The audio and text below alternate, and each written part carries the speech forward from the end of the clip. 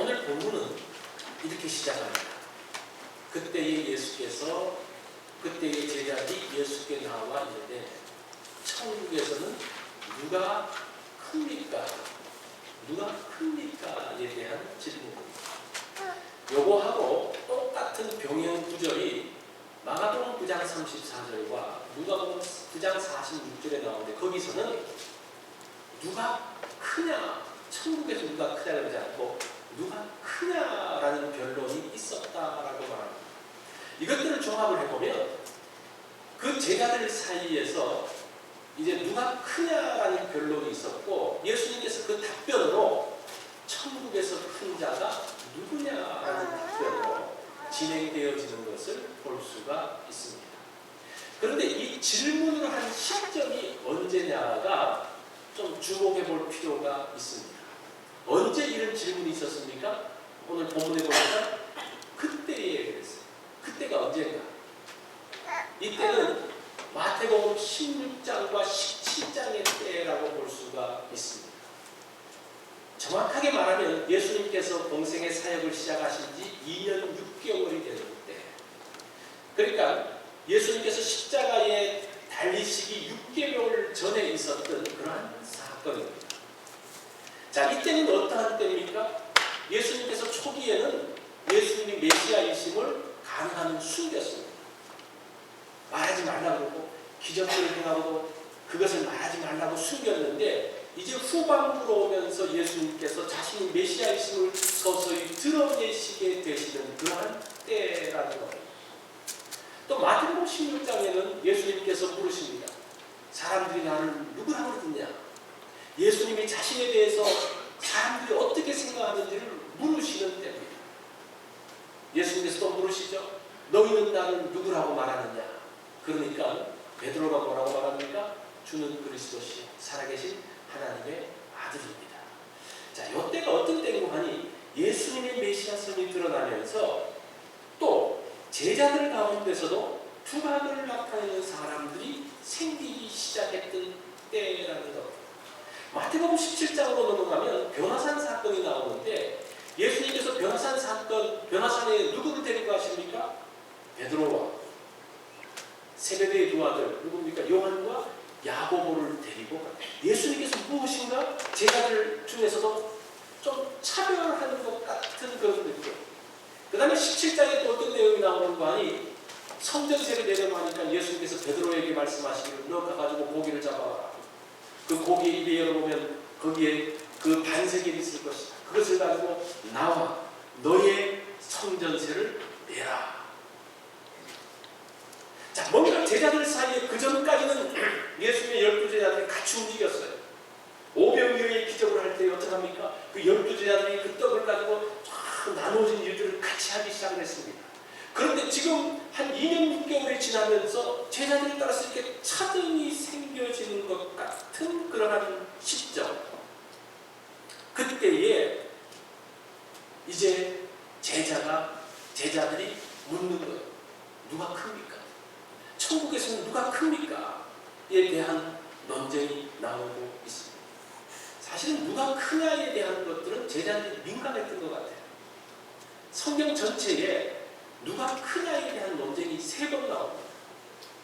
그것이 그 첫 번째가 언제인가 하면 이 시점이에요. 6개월 전. 그 다음에 그것으로부터 3개월이 지나고 난 다음에 마태복음 20장에서 가면 그 세베대의 부인, 그 요한과 야고보의 엄마가 와가지고 예수님께 부탁을 하죠. 우리 아이 하나는 예수님께서 올라가실 때 하나는 오른쪽에, 하나는 왼쪽에 있게 해주십시오. 그러니까 제자들이 열을 내면서 뭐라고 말합니까? 누가 크냐에 대한 논쟁이 그때 또 한번 붙어요. 예수님이 십자가에 달리시기 3개월 전. 그 다음에 또 언제? 누가복음 22장에 보면 예수님께서 마가다락방에서 최후의 만찬을 하기 직전에 또 한번 누가 크냐에 대한 논쟁이 있습니다. 자, 이것을 봤을 때 이 누가 크냐에 대한 이 논쟁은 제자들 사이에서 이제 예수님께서 공생의 마지막으로 가고 있는 그 시점에서 일어나고 있었던 사건입니다. 이거를 보면서 제자들이나 우리나 좀 비슷한 것 같은 이런 거 보면 좀 위로가 되지 않습니까? 오늘날 많은 사람도 누가 높으냐? 누가 권력을 가지고 있느냐? 누가 돈을 더 많이 버느냐? 누가 더 잘 나가느냐? 이런 데 관심이 많죠. 다 사람들이, 그죠? 더 남보다 높아지려고 애쓰고 노력하는 데가 이 시대입니다. 자, 우리가 부족하지만 이 제자들도 이렇게 유치하게 놀았지만 이 사람들이 오순절에 생명의 역사하심을 경험하고 난 다음에 나중에 어떻게 바뀝니까? 하나님의 거룩한 사도들로 바뀌어요. 그걸 볼 때 우리에게도 뭐가 있습니까? 소망이 있다라는 거예요. 자, 오늘 우리가 이 말씀을 보면서 누가 크냐에 대한 문제, 거기에 대해서 관심이 있습니까? 천국에서 과연 누가 큰 자일까? 뭐 이렇게 말하면, 이렇게 말씀하시는 분들이 있을 거예요. 나는 뭐 이 세상에서는 뭐 높고 낮은 별 상관이 없는데 천국에서는, 이왕 천국에서는 좀 큰 자를 얻고 싶다. 혹시 그런 분들이 있습니까? 오늘 이 말씀을 잘 한번 들어보십시오. 이것은 천국에서뿐만 아니라 이 땅에서도 마찬가지예요. 이 누가 크냐에 대한 예수님의 답변은 그것이 예수님의 삶이고 예수님의 모습이고 그것이 이 땅에서 큰 자로 살아가게 하는 주님의 원리인 것을 봅니다. 우리가 그렇게 본다면 오늘 이 말씀은 참으로 중요한 말씀이 될 것입니다. 천국에서 큰 자가 누구냐? 예수님께서 이 질문에 답하기 전에 먼저 무슨 말씀을 하고 있는 거 아니? 누가 천국에 갈 수 있는 이야기를 먼저 해요. 천국에도 못 가는데 누가 천국에서 큰 자가 무슨 소용이 있겠습니까? 그 말씀을 하죠. 누가 천국에 들어가느냐? 3절에 보면 진실로 너희에게 이르노니 너희가 돌이켜 어린 아이들과 같이 되지 아니하면 결단코 천국에 들어갈 수 없다. 천국에 들어가는 그 조건을 뭐로 비교하고 있습니까? 어린 아이로 비교하고 있습니다. 야, 어린아이가 정말 그런가? 이 어린아이가 정말 착하고 뭐 그렇습니까? 어때요? 아, 어린아이들 그 잔머리 부리는 거 보면요, 아, 그렇지 않은 것 같아요. 얼마나 이기적입니까? 불안정, 자기 뜻대로 안 되면 어떡합니까? 울어 제끼죠. 그냥 소리 지르고. 여기서는 그런 어린아이를 말하는 게 아니라 그 어린아이의 의존성을 이야기해요. 의존성.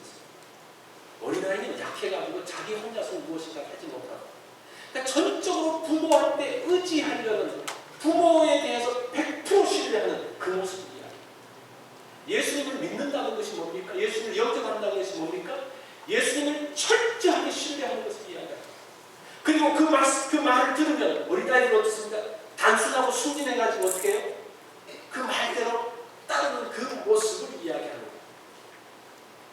그래서 우리가 이 어린아이 같다라고 말할 때 이 말씀뿐만 아니라 다른 성경을 보면서 요한복음 1장 12절이라든지 그런 말씀과 같이 비교하면서 어떤 어린아이의 모습인지 살펴볼 필요가 있습니다. 자, 그러면서 이제부터 천국에서 큰 자가 누구냐에 대한 말씀을 하고 있습니다. 누가 천국에서 큰 자인가? 4절에 보면 누구든지 이 어린아이와 같이 자기를 어떻게 하는 사람이? 낮추는 사람이 천국에서 큰 자다라고 이야기합니다. 어떤 사람이 천국에서 큰 자라고 이야기합니까? 자기를 낮추는 사람. 이것은 마가복음 10장 43절 44절에서 나오는 동일한 말씀입니다. 우리가 잘 아는 내용이죠. 너희 중에 누구든지 크고자 하는 자는 어떻게 해야 된다? 너희를 섬기는 자가 된다. 너희 중에 누구든지 으뜸이 되고자 하는 사람은 어떻게 된다? 종이 되어야 된다. 그러면서 예수님께서 뭐라고 말씀하십니까? 나는 섬김을 받으러 온 것이 아니라 섬기러 왔고 내 목숨을 대속물로 주기 위해서 왔다라고 말씀을 하고 있습니다. 자기를 낮춘다는 것은 누구의 모습입니까? 예수님의 모습. 천국에서 큰 사람이 누굽니까? 예수님을 닮은 사람이 어떤 사람? 자기를 낮추고 섬기는 그 사람이 천국에서 큰 사람이라고 말합니다. 근데 그 낮은 자를 또 누구와 비교하고 있습니까? 어린아이와 비교하고 있습니다. 어린아이의 특징이 뭡니까? 어린아이는 힘이 없습니다. 돈도 없어요. 경험도 없습니다. 지식도 없습니다. 모든 면에서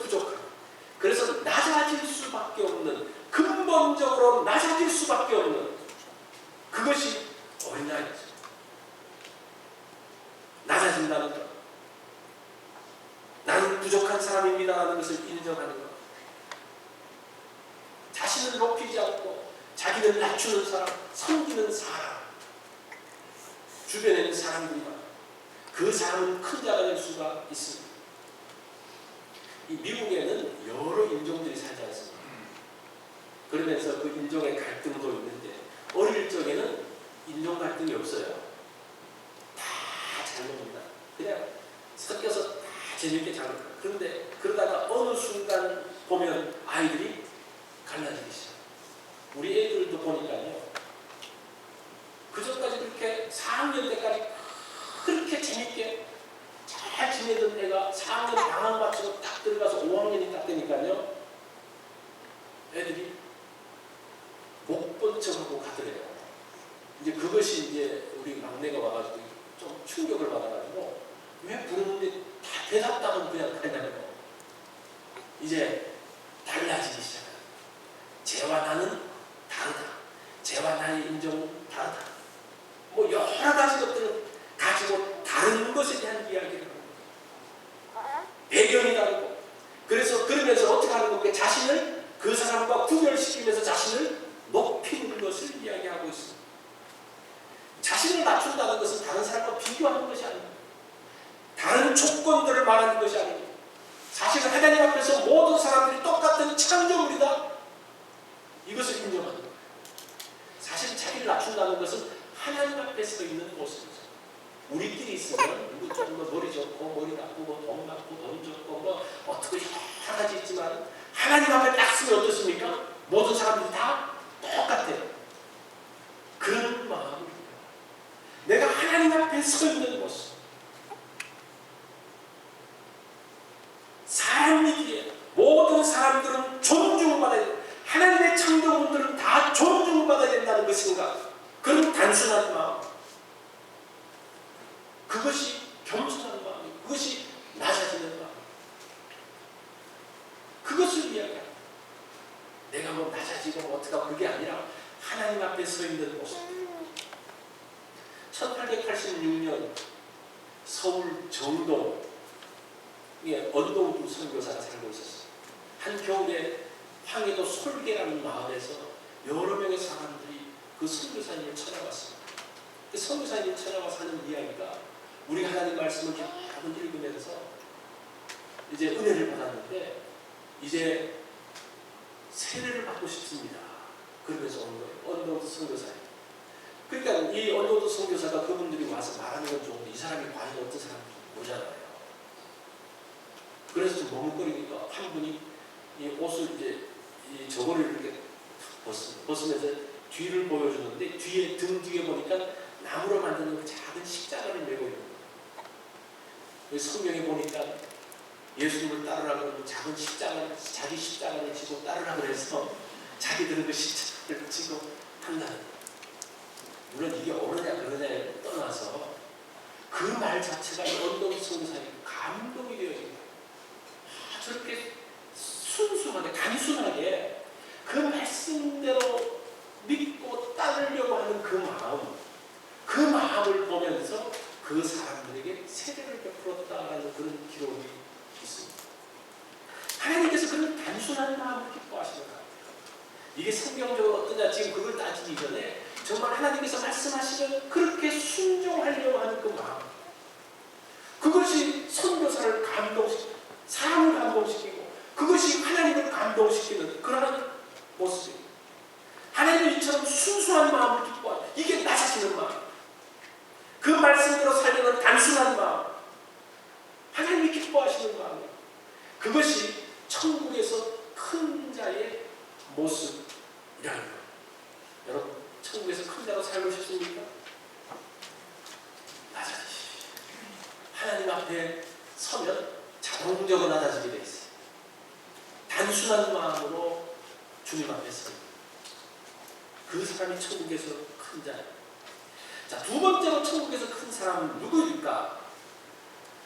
어린아이를 영접하고 귀하게 여기는 사람. 어린아이를 영접하고. 첫 번째는 어린아이처럼 낮아지는 거라면 두 번째는 그런 어린아이를 귀하게 생각하고 영접하는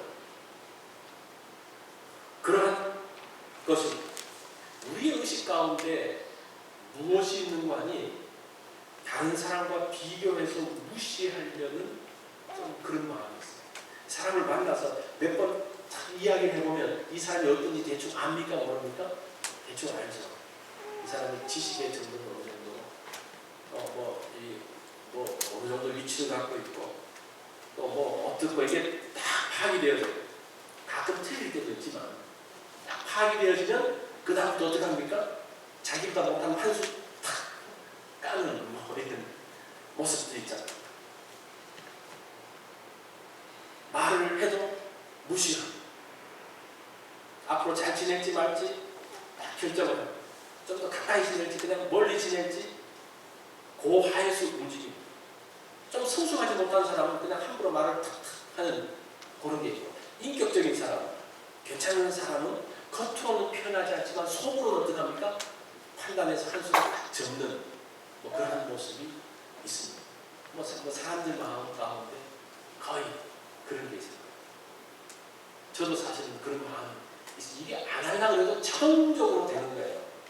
여러분 그렇지 않습니까? 내가 안 하려고 해도 자동적으로 먼저 계산이 되는 이게 죄성을 갖고 있는 거예요. 그거 하지 말라. 그거 하지 말라. 누구든지 내 이름으로 이른 어린아이 하나를 영접하면 나를 영접하느니. 자, 여기서 어린아이에서 사실은 누구로 들어가는 거 아니? 소자로 들어가는. 이 어린아이, 낮은 어린아이, 보잘것도 없고 힘이 없고 약한 사람이 누구라는 겁니까? 소자라는 거예요. 작은 자라는 거예요. 5절로 가면 어린아이가 소자로 표현되어지는데 이 소자가 누구냐? 작은 자가 누구냐? 사람에게 중요하게 여김을 받지 못하는 사람, 그 사람이 작은 자. 우리는 작은 자가 안 되려고 막 발버둥 시작합니다.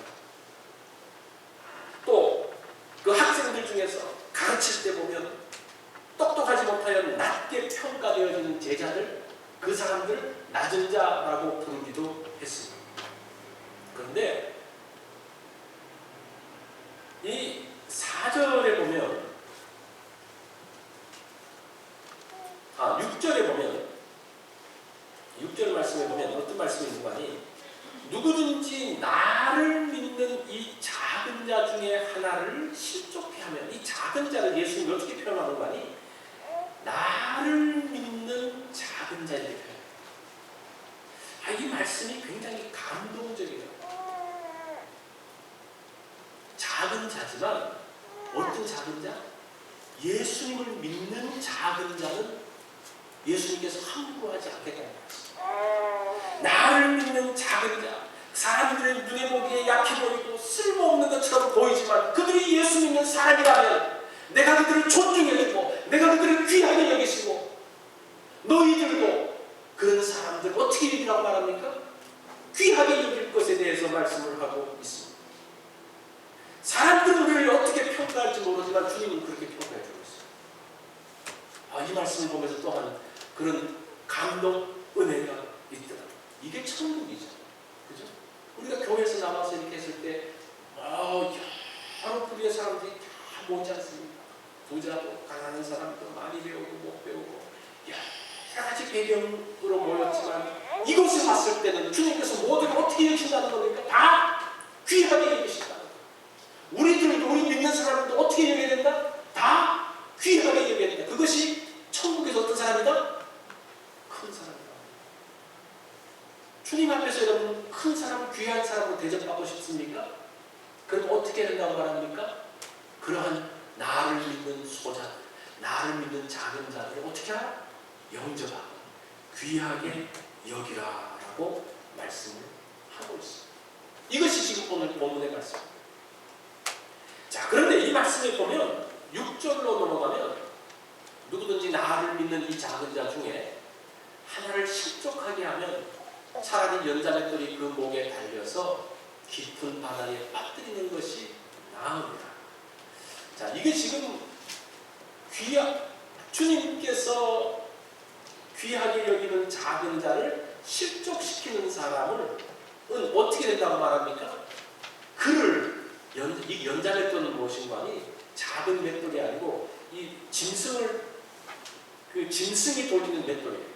당나귀라든지 뭐 어떤 그 짐승이 돌리는데 또 그러니까 얼마나 큰 돌입니까? 그 돌을 목에 달아서 던지. 근데 이것에 대한 해석들이 이것이 실족시킨 사람을 목에 메어서 바닥에 던지는 것인지 아니면 실족시키는 것이 작은 자를 목에 연자맷돌을 달아서 빠뜨리는 건지 어떤 거냐? 누가 바다에 빠지는 거냐? 실족시킨 사람이냐? 실족한 사람이냐? 어떤 것 같아요? 1번 같아요? 2번 같아요? 의견이 반반이에요. 근데 어떻게 해석해도 문맥을 보면 어떻게 해석해도 다 가능해요. 근데 여기서 중요한 것은 누가 빠져주느냐가 중요한 게 아니라 정말 사람을 실족해 하는 것은 무엇처럼 심각하다는 겁니까? 뭐처럼 심각하다는 거예요? 사람이 바닥에 연자맷돌을 메고 빠져 죽은 것 같이 정말 이건 살인과 같은 무서운 일이다라는 것을 이야기하는 거예요. 이게 실족에 대한 이야기예요. 실족이라는 단어를 보면요 재밌습니다. 이 단어가 스칸다리조라는 단어인데 여기서 스캔들이라는 단어가 스캔들이 뭡니까? 나쁜 소문, 추문, 나쁜 소문. 이 스캔들이 나온 이 단어가 원래 그 뜻이 함정이라는 단어에서 나왔어요. 그래서 함정이라는 단어가 스캔달러예요. 스캔달러는 명사고 스캔달리조는 동사예요. 그러니까 실족이라는 단어가 무슨 단어라는 겁니까? 함정이라는 겁니다. 그러니까 누구를 실족했다는 말이 혼자서 그 사람이 혼자서 가다 넘어졌다는 그런 말이 아니고 내가 그 사람 앞에 함정을 파고 구덩이를 파고 거침돌을 만들어서 거기에 넘어지는 것이 실족이에요. 그래서 실족이라는 것은 혼자서 넘어지는 걸 가지고 뭘 그래 그게 아니라 그 사람에게 스캔들로 들어가게 만드는 함정을 만들어서 실족하게 만드는 것을 이야기하는 거예요. 그렇게 실족해 하는 것을 주님은 어떻게 하신다는 겁니까? 연자맷돌을 메어서 바지하에 빠뜨리는 것과 같다라고 말씀을 합니다. 이 사람들을 어떻게 실족시키면 어떻게 함정을 합니까? 나쁜 평가를 하면서 악한 말들을 하면서 그러면서 실족시키고 함정을 파고 그것 때문에 아프게 하는 그러한 모습. 그러면서 이 성경은 계속적으로 뭐라고 말씀합니까? 내 손이나 발이나 눈이 하나 없어지는 게 낫지 실족시키는 것보다 그거 하나 없어지는 것이 훨씬 낫다라고 말씀을 하고 있습니다. 이것이 바로 주님께서 말씀하시고 있는 그 실족하는 자, 실족시키는 자들에 대한 하나님의 심판을 묘사하고 있습니다. 자, 이런 반대적인 개념을 가지고 어떻게 하라고 말하면 그렇게 하지 말고, 그죠? 그렇게 하지 말고 어떻게 하라고 말합니까? 그 작은 자들을 영접하고 귀하게 여길 것을 말씀하고 있습니다. 자, 세 번째, 천국에서 큰 자가 누군가? 작은 자를 어떻게 하지 않는 것? 업신여기지 않는 것.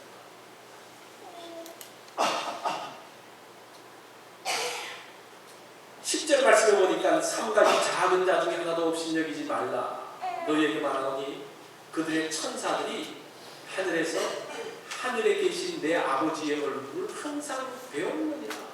이 업신여기라는 단어를 보니까요, 대수롭지 않게 생각하다, 무시하다라는 그런 뜻입니다. 그런데 이 단어가 어디에서부터 파생되어 있는 거 아니고 원래부터 나오는 단어가 무슨 생각이라는 단어에서 업신여기라는 거예요. 무시하고 업신여기는 것이 어디에서 나왔다는 겁니까? 생각에서. 어떤 행동을 하지 않더라도 그런 생각 자체가 뭐라는 겁니까? 업신여기는 것이다. 참 그런 말들이 굉장히 우리에게 중요하게 지적을 하고 있어요. 그래서 우리의 생각을 어떻게 두느냐가 굉장히 중요합니다. 자, 그러면서 그들의 천사들이 하늘에 계신 아버지께 아뢰니라. 여기서 각 사람에게 수호 천사가 있느냐 없느냐 뭐 그런 말을 합니다. 그런데 이 본문을 보면 수호 천사가 있다는 증거는 못 됩니다. 그렇다고 없다는 증거도 못 돼요. 자, 이게 무슨 말인가 하니 이 수호 천사에 대한 이야기를 한다고. 이게 조금 이제 주변적인 이야기입니다. 그래도 여러분들이 이제 궁금해할까봐 말씀을 드리면 이 수호 천사가 여기밖에 없어요. 수호 천사 그렇게 중요하다면 다른 성경에도 나와야 되는데 요거 하나만 가지고 말하기는 충분하지 않다는 말입니다. 그러나 분명한 것은 히브리서 1장 14절에 보면 천사들은 뭡니까? 하나님께서 구원받은 백성들을 섬기게 하기 위해서 보낸 사람이 누구라는 겁니까? 천사라는. 주님을 믿는 사람들에게 하나님께서 어떻게 하신다는 겁니까? 그들에게 천사를 보내서 그들을 보호하시고 지키실 것에 대한 약속들은 하고 있습니다. 여기서 강조점이 수호 천사가 있느냐 없느냐가 아니라 하나님께서 그의 백성들을 어떻게 보호하시느냐, 그렇게 지키고 있는 하나님의 그 마음에 업신여긴다? 이건 하나님께서 기뻐하시는 것이죠. 그런 사람은 하나님이 계신 천국에서 절대 큰 자가 될 수 없다는 말씀입니다. 주님은 그 마음으로 그 사람들을 소중하게 여기고 귀하게 여기는 것, 그것이 예수님의 모습이고 그런 사람들이 천국에서 귀한 사람이라고 말씀을 하고 있습니다. 이 보스턴에 앤이라는 어린 소녀가 있었어요. 이 아이는 앞을 보지 못하는 아이였어요.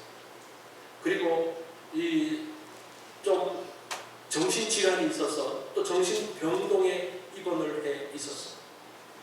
이 앤이는 참으로 버려진 아이처럼 보였어요. 근데 하루는 어떤 나이가 지긋한 그 자원봉사자가 와서 그 아이를 보게 되고 앞도 보지 못하고 힘든 아이를 보면서 그 마음에 이렇게 밝혀서 이 아이를 계속 만나서 잘 대해주고 이렇게 해서 한 6개월 정도 지나니까 이 아이가 마음의 문을 열기 시작했어요. 그러면서 계속적으로 이 사람과 이제 있으면서 케어를 받으면서 이제 건강도 회복되어져서 그 병원에서 나오고 그리고 난 다음에 보스턴에 있는 파킨스 맹아학교에 들어갔어요. 그리고 6년 동안 꾸준으로 이제 공부를 마쳤어요. 그리고 난 다음에 또한 감사하게도 신문사의 도움으로 개한 수술을 받아서 눈도 뜨게 되었어요. 이 앞을 보지 못하던 아이가 이 앞을 본다는 것은 뭐 그 감격, 그것은 뭐 이루 말할 수가 없겠죠. 그렇게 있었던 어느 날 그가 이제 신문을 보는데 신문에 한 광고가 눈에 뜨였습니다. 자기 눈을 선해봤습니다. 그 광고의 내용을 보니까 보지 못하고 듣지 못하고 말하지 못하는 그 삼중고에 시달리는 아이가 있습니다. 이 아이를 돌봐줄 사람이 필요합니다라는 광고가 나옵니다. 그 광고를 보면서 이 앤이가 내가 이런 사람이야. 내가 이래서 그 한 사람의 도움을 받고 회복되어지고 신문사를 통해서 개한 수술도 했는데 이제 나도 내가 받은 은혜를 좀 갚을 기회를 갖겠다 그러면서 이 일에 자원을 했습니다. 그래서 이 사람이 49년 동안 이 보지 못하고 듣지 못하고 말하지 못하는 아이를 케어합니다. 그래서 이 아이가 위대한 사람으로 탈바꿈하게 됩니다. 그 이름이 누군가니 헬렌 켈러예요. 이 사람은 앤 설리반이라는 그러한 여자 선생님이었습니다. 이 헬렌 켈러가 이제 빅토리아 여왕의 그 초청을 받아서 영국 최고의 훈장을 수여받을 때에 이렇게 질문을 했습니다. 여왕이 당신처럼 모든 불리한 조건을 가진 사람이 어떻게 이렇게 큰 업적을 이루었습니까? 라고 말했을 때 예, 저에게는 앤 설리반 선생님이 있었기 때문에 그분이 일평생 49년이니까 일평생이죠. 일평생 나를 돌봤기 때문에 제가 이 자리에 있었습니다. 설리반 선생님 때문에 헬렌 켈러의 위대성이 이 땅에 빛을 발합니다. 사실 헬렌 켈러는 작은 사람이었습니다. 어떻게 보면 쓸모없는 사람이었어요. 그냥 그대로 버려져도 그냥 전혀 이상하지 않은 그런 아이였는데 한 사람, 작은 자를 귀하게 여기는 한 사람 때문에 어떤 일이 벌어지는 겁니까? 위대한 역사가 만들어집니다. 이게 큰 자예요.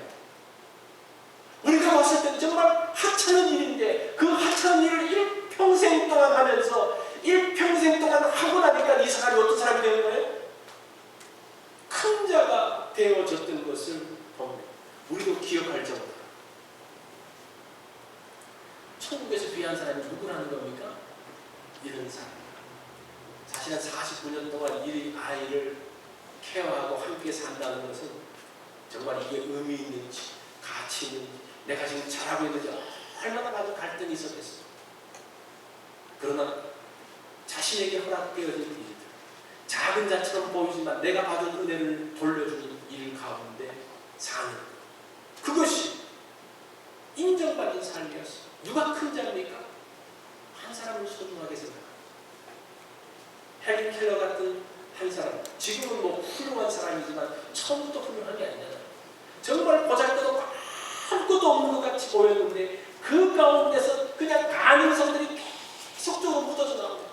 그 한 사람을 섬기면서 귀하게 여기며 영접하며 사는 삶, 또 우리가 사는 삶이 정말 작아 보입니다. 나에게 허락하신 일이 정말 보잘것없는 것이지만 그 일에, 작은 일에 충성하면서 나아갈 때에 하나님께서 어떻게 하신다는 겁니까? 그 사람을 큰 자로 여기신다.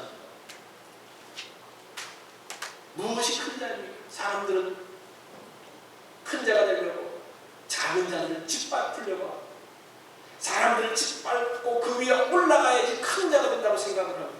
근데 성경은 그렇게 말하지 않습니다. 천국에서 큰 사람이 누구냐? 아마 천국에 가면요, 이런 기준으로 보면 많이 뒤집혀 있을 것 같아요. 정말 어떻게 저 사람이 큰 자야? 아마 이런 의아심이 천국에 가면 있을 거예요. 우리가 이 땅에서는 어떨지 모르지만 우리가 이 원리를 가지고 나간다면 정말 천국에서 큰 자로 설 수 있습니다. 천국뿐만 아니라 이 땅에서도 하나님께서 그런 사람을 어떻게 여기신다는 겁니까?